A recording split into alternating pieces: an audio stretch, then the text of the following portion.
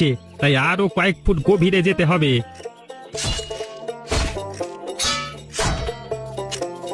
ও পণ্ডিত মশাই, জল পেয়েছি, জল পেয়েছি। সত্যি জল পেয়েছো? ওগো, একটা বালতি ফেলবো, একটু জল তুলে দিবে? না না, এই জল খাবার যোগ্য নয়। আরে তোমাদের আরো গভীরে যেতে হবে, তাহলেই সুপেও জল পাওয়া যাবে। হ্যাঁ, আরো গভীরে বলেন কি? হ্যাঁ বাবা, ভালো কিছু করলে কষ্ট করতেই হবে। সারা বছর জল খাবি আর গভীরে যেতে পারবি না, তা কি হয়? ঠিক আছে মোড়ল মশাই, আমি আরো মাটি খুঁড়ে গভীরে যাচ্ছি।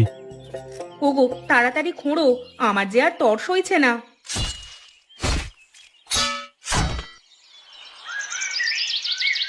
কি রে তপন, এবার কিছু পেলি?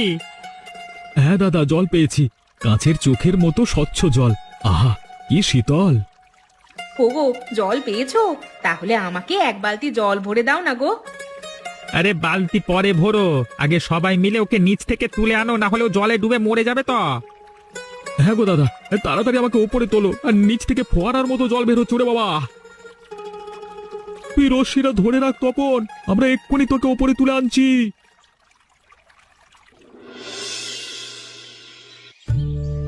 আহা, কি মিষ্টি কুয়োর জল, খেয়ে একেবারে প্রাণ শীতল হয়ে যাচ্ছে। হ্যাঁ গিন্নি, যতই কুয়োর জল খাচ্ছি ততই খেতে ইচ্ছে করছে। এমন সুস্বাদু জল আগে কখনো খাইনি। কেবল জল খেলে হবে না বাবা, কাজও করতে হবে, হাতে অনেক কাজ বাকি। হ্যাঁ হ্যাঁ হ্যাঁ, আজকে থেকে গ্রামে ও পাশের জঙ্গলে গাছ লাগাতে হবে। সে গাছ বড় হলে তবে না পরিবেশ ঠান্ডা হবে। সে আমাদের মাথায় আছে মোড়ল মশাই, আমরা এক্ষুনি গাছ রোপণ করতে বের হব, কিন্তু গাছ যে লাগাবো, বীজ কই?